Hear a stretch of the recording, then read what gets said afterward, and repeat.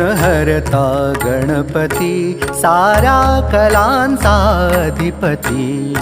विघ्न हरता गणपती साऱ्या कलांचा अधिपती। मी लीन चरणांशी तुझ्या, तू दे मला काव्योन्नती। मी लीन चरणांशी तुझ्या, तू दे मला काव्योन्नती। सानी पनी पगरे पगरे सारे विघ्न हरता।